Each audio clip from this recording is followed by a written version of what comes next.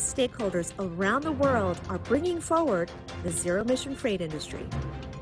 CCTU is taking a close look at the worldwide trends in freight vehicles and the actions in key global cities to make them zero emissions.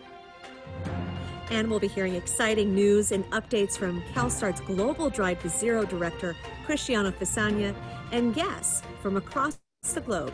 You can watch past episodes of CCTU right on our website. Visit calstart.org/CCT update. Well, hello again, and we'll get the camera on. Welcome back. Great to have you with us for this November 13th, dare I say, Friday the 13th edition of CCTU, the Clean Commercial Transportation Update. Thanks for making Friday your CCTU day. I'm Bill Van Amberg, along as always with my colleague and partner, Alicia Gildy. Well, maybe no less contentious around our nation, but the nation does have a president-elect, Joe Biden, Alicia.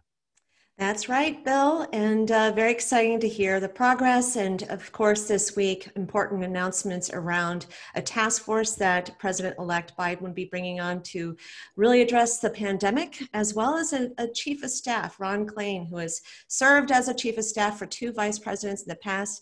I think he will be a very good chief of staff. And I think what's also really exciting, Bill, I think that President-elect Biden is going to have some aggressive actions on climate coming into the office. We'll talk about that a little bit in the news segment. So our states continue their very solid process to finalize and certify results, and we move on. Helping us to move on each week, we have a great team. Alex Gaddis is running our webcast controls for us. Casey Okazaki is producing and monitoring chat. And Whitley Porter is making sure you know what we're working on all the time. Our goal is to give you 30 focused minutes, far from the noise, and to see the trends and progress in the clean commercial industry. This week, we turn our eyes to cities and nations who are really pushing forward globally and domestically towards zero emissions. And Alicia, that's our lineup. That's right, Bill, and this is great. We are bringing back our global director for the Drive to Zero program, Cristiano Façanha, who's going to give us an update on the 9 global nations that have joined the partnership and what some new developments are underway, as well as we're going to hear from our colleague, Owen MacDonnell, who has been working on trends for e-commerce. And I think he has a really good report to share with us and how that certainly has grown during this pandemic. Well, it's certainly affecting our cities, and that's why we're really proud to have on Cristina Miclea, who is the director and program manager for zero-emission freight for the C40 Cities, and has recently run a great freight academy that we were able to support with her. And we'll be bringing on a couple of voices of cities who are really on the forefront of pushing this. We'll have Radcliffe Dacanay from the Seattle Department of Transportation and Susan McSherry from New York City's Department of Transportation talking about what they're pushing forward. But first, we want to hear from our attendees.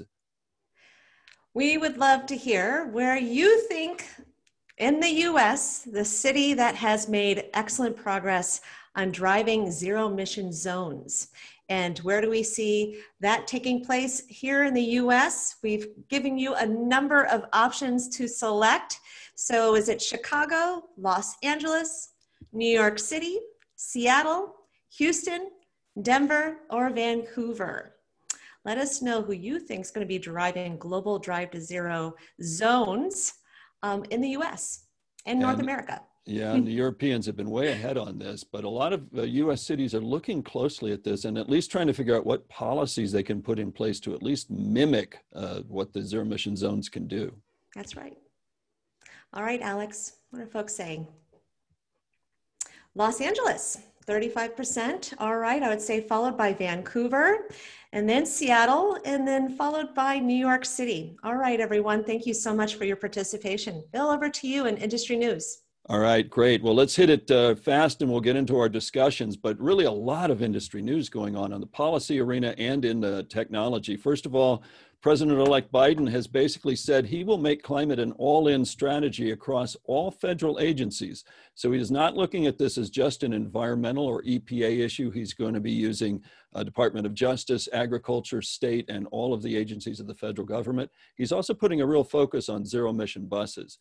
Interestingly, we're seeing that the penciling out of renewable energy is really starting to pay off around the nation. 6 Midwest utilities have signaled they will be investing $16 billion in renewable energy over the next few years and retiring an awful lot of their coal capacity. Those utilities are WEC Group, Alliant, Xcel, CMS Energy, DT Energy, and Ameren. People are really starting to vote with their pocketbook on how renewable energy is actually the cheaper solution.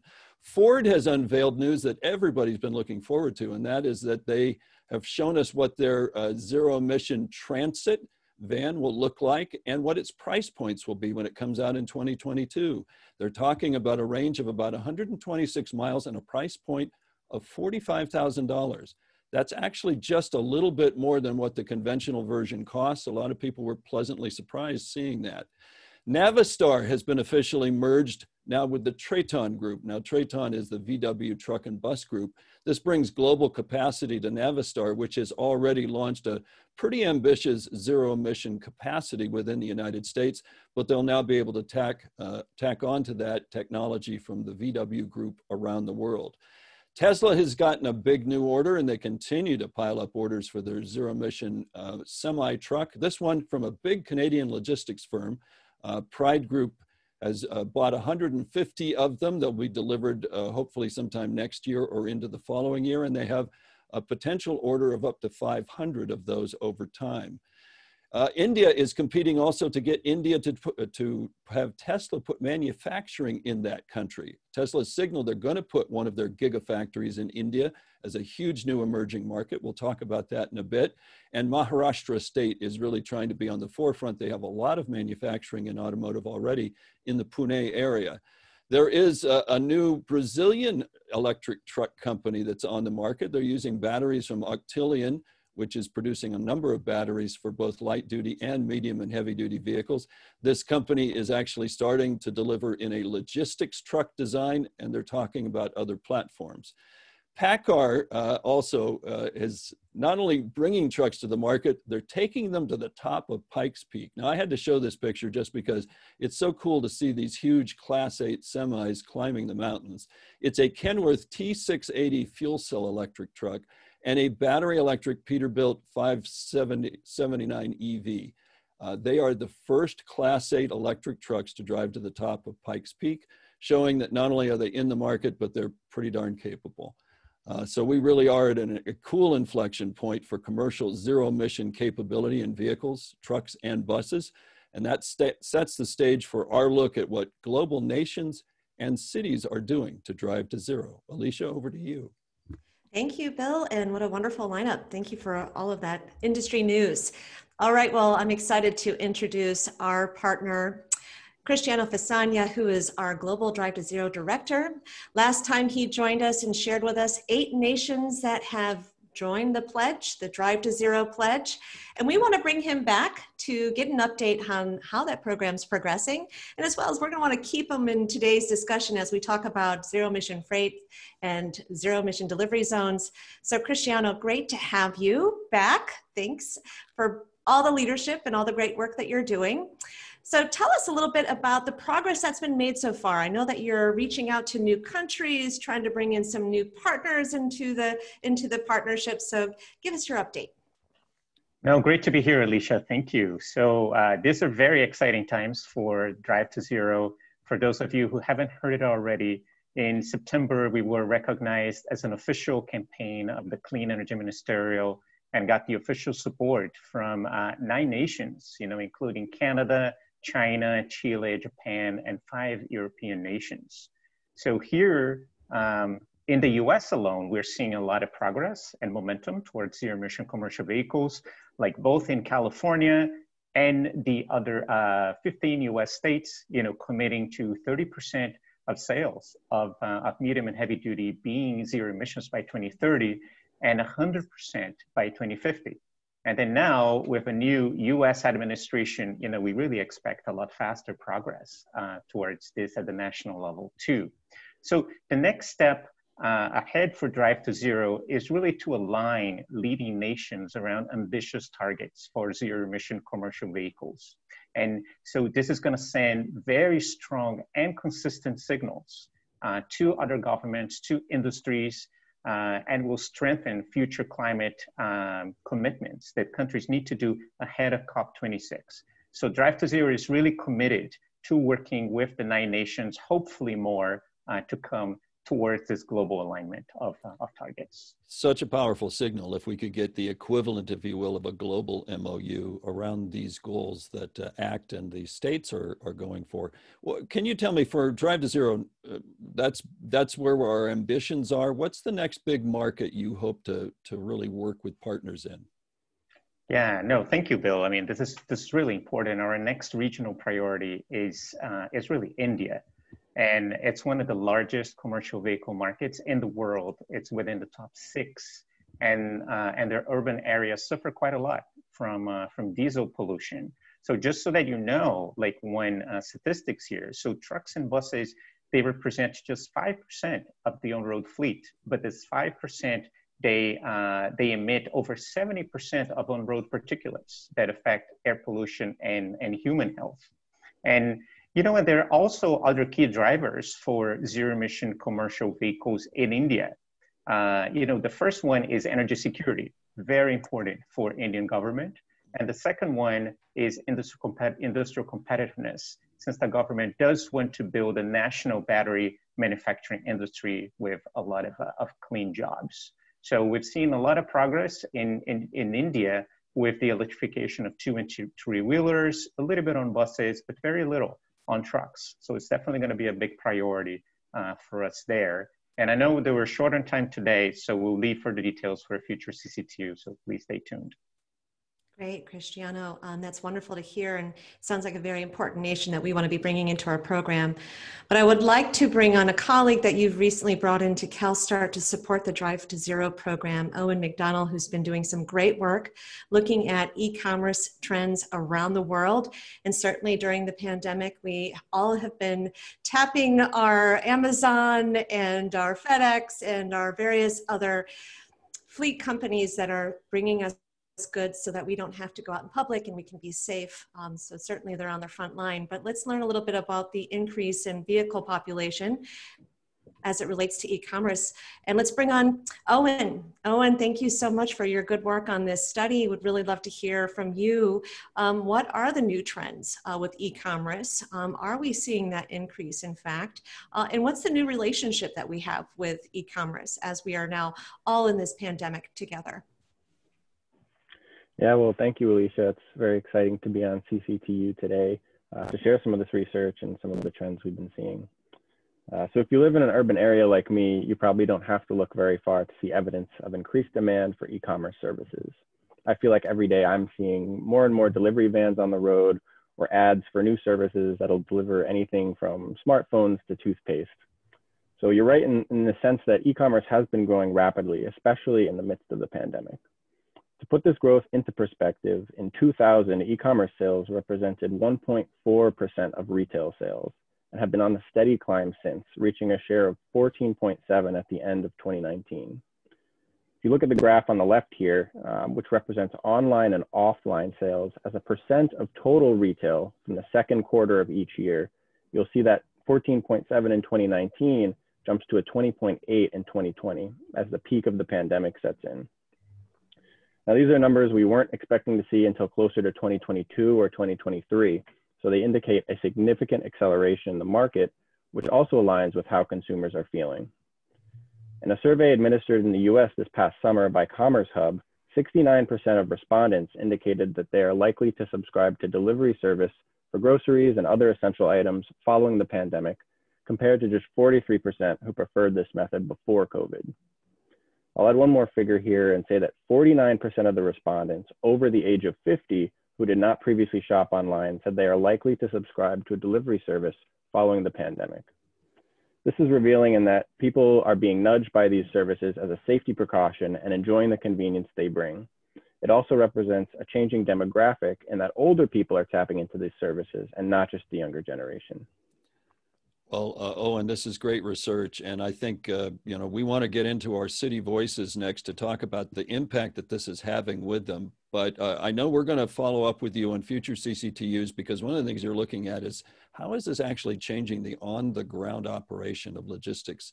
So let's hold that thought, and let's bring in another voice into the conversation. I'd like to introduce a great partner that we've really enjoyed working with. Her name is Cristina Miclea.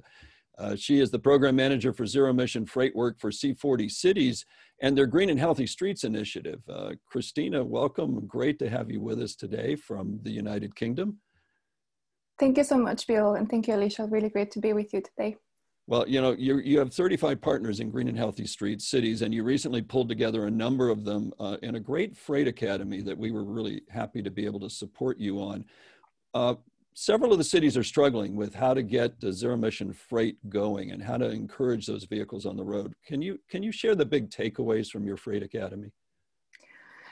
Sure, and just to begin by saying that freight is a huge priority for our cities. We have 35 cities that have committed to rolling out zero-emission zones by 2030, in some cases even earlier, by 2025. So cities are really excited to work on this topic. In terms of the key takeaways, there's still quite a few challenges to work through. As I'm sure many of you on this call today know, there's issues around vehicle availability that cities are trying to work through. Even though we're seeing improvements in terms of the lighter duty market, we're seeing also some improvements on medium duty applications and urban applications, but still challenges in terms of heavier duty. So looking through how we can influence those segments as well. Issues around the vehicle upfront costs, especially now in a time where municipal budgets and company budgets are highly constrained. What are some of the tools that we have that we can use to really push forward with our goals? There's a really key need still for capacity building in cities, understanding how to effectively build a charging infrastructure ecosystem that can really support these solutions. And finally, a very fragmented market. So these cities have to engage a lot of stakeholders with different roles, different possibilities, and very little data to actually act on. Having said that, what the Academy has shown is that despite all of these challenges, there's huge enthusiasm and potential to really strengthen the collaboration with the private sector. And most of the cities that are making progress on this have established really strong connections with the private sector. So this is something where we want to kind of focus more in the future. Well, that's great. Thank you, Cristina, and great to hear about the Freight Academy and the learnings that came out of that. And just to get to your point, you were talking about solutions and partnerships.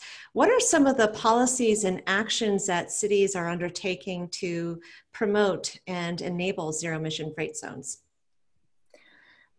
Sure, and just to say there's not one miraculous policy that will solve all of our issues. There's a lot of policies, incentives, and tools that cities are trying to put in place to really support these goals.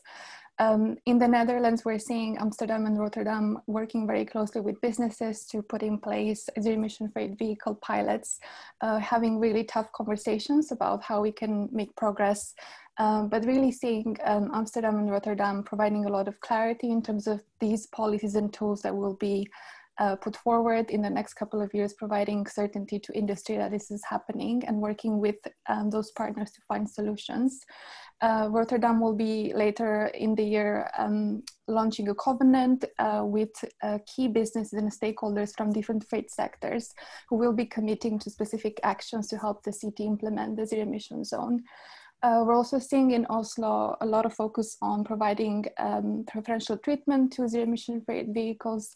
So looking at parking, curbside incentives, and really reserving all of the parking spots in the city downtown area for zero-emission freight within the next years.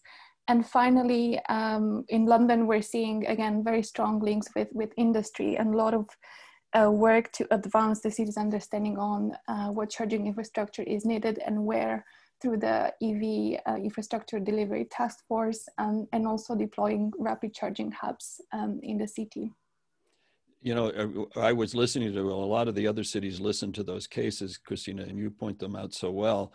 and a lot of interest in North America around curbside management and zones like that, which can be implemented at the city level. So stay with us. Let's bring in a couple of voices from North American cities to round out the discussion. Radcliffe Dacanay is the principal planner from Seattle Department of Transportation, who is joining us, as is Susan McSherry, who is the Director of Alternative Fuels Programs for the New York City Department of Transportation. Great to have you both with us and joining Cristina. So let's get a roundtable going here. I know we've talked about how European cities have these great tool sets, but as Cristina points out, it's not a one size fits all. It's not only zero emission zones, there's other things. What policies and actions are each of your cities taking on to really target zero emission freight? And Radcliffe, let's start with you and then we'll go to Susan. Great, thanks, Bill. Very pleased to be here.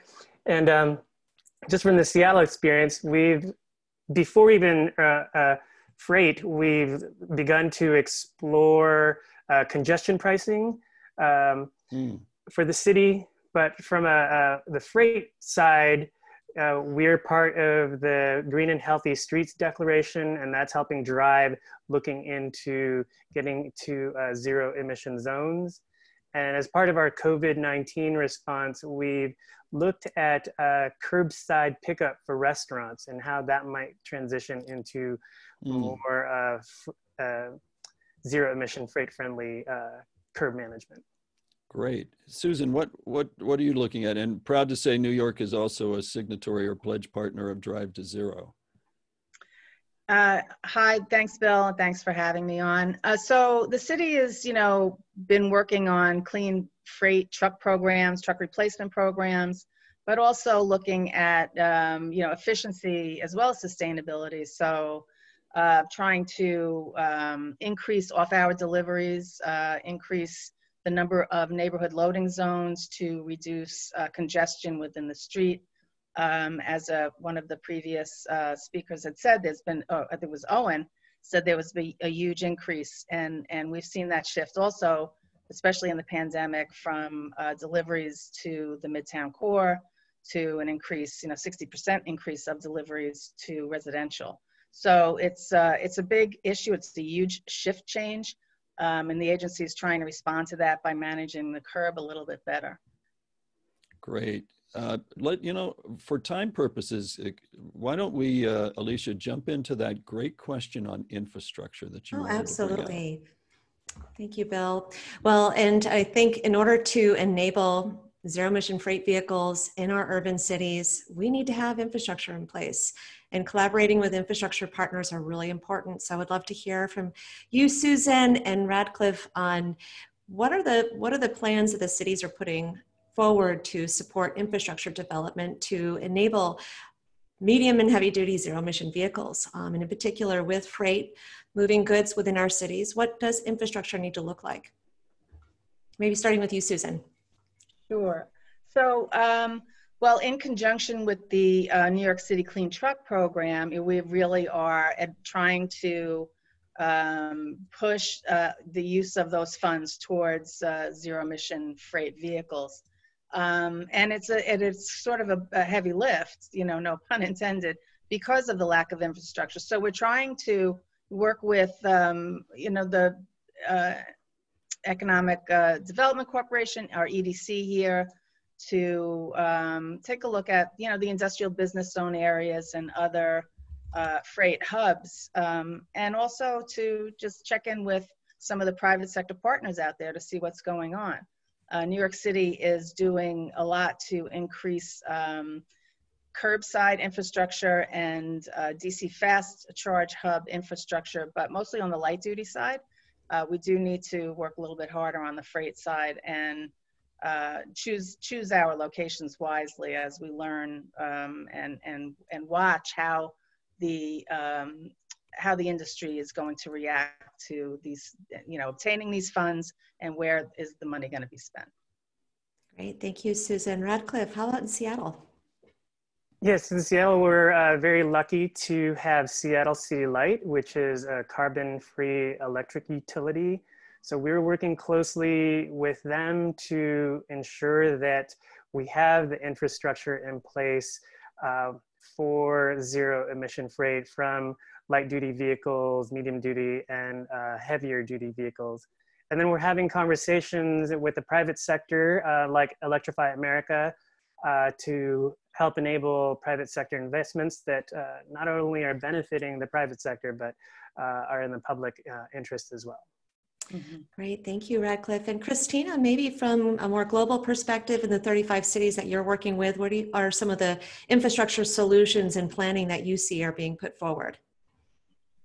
As I was saying earlier, I think our cities are really looking to act as that key facilitator and convener. So this is what we've been seeing in Oslo, which is why through the support of the city, we have this central hub that Division can now use to deliver all of their goods through zero-emission vehicles. So having that platform to bring together different stakeholders, the city agencies, the utilities, the port authorities has really helped with that. We're also seeing in other cities like Rotterdam, cities really trying to influence the national agenda and to ensure that there's coordination amongst the different levels. So you have the city, the region, the national authority, and really being clear about a city's ambitions and how those needs can be reflected within what's happening at the national level. Yeah, I think it's so exciting seeing what Oslo has been doing. I think there's such a great case study. Cristiano, just to round out and give you maybe the last voice on this, what are your observations as you've worked with Cristina and other cities about, what actions they're taking that are being successful, and what do you see in the next year?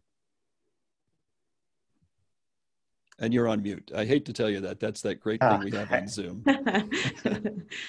Exactly. No, I think the next action for cities is really to understand, this very important link that, between technology for the urban delivery vans that are the same technologies that are being used for vehicles with much larger ranges and much heavier capacities. So when cities give all this, this incentives and implement these policies that really drive deployment of zero-emission commercial vehicles in cities, they're also laying the foundation for much other types of vehicles that work even in regional and in long-distance hauls. So the role of cities is very strategic here. Yeah, and I would add one last thought to that. It's really interesting thinking about cities. There's such an equity and environmental justice benefit to making these choices at cities now as well. And we're really hopeful that World Cities will take the lead on that, because that's another issue we've got to solve. I agree with that, Bill. And I know that I've had the pleasure of working with Susan quite some time ago, and a lot of the focus of these clean truck programs is really making sure that we're seeing that impact environmental justice communities. Well, I just want to say thank you so much to our fantastic panel that we've had today: Cristiano, Owen, Cristina, Susan, and Radcliffe. It was wonderful to have each of you. Thank you so much for the good work that you're doing, and we look forward to bringing you back onto CCTU in the future. Great, so thanks for joining us. Thank you so much. Thank you so much. Well, Bill, I think we have an important event that we want to highlight and make sure that folks are tuning in for next week. And that's CalStart's annual meeting. It's a 2-day webcast that we want everyone to join. We have awesome speaker lineups, leaders that are really moving us forward in the industry, such as Garland Gilchrist, Mary Nichols, Michael Bublé, and Congressman Mike Levin.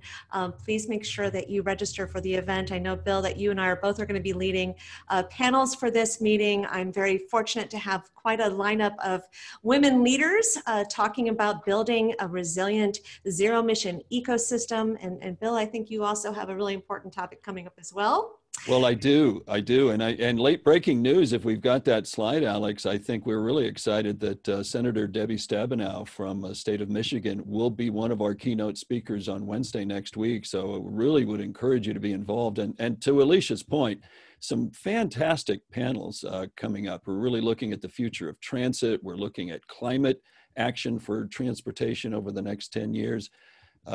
Your panel, Alicia, I'm just fascinated by, because it's resiliency and building out infrastructure, which is so exciting.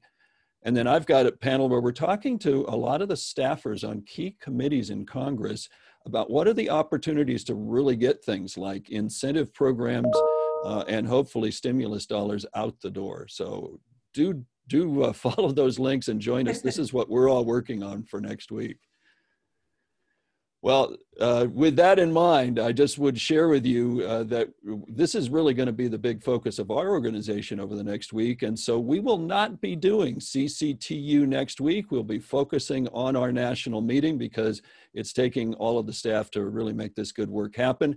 In fact, we're going to take a couple of weeks off over the Thanksgiving break here in the United States, where, as many of you are, we need to reflect, all of us, I think, on the things we have to be thankful for after we've passed through this tough election season.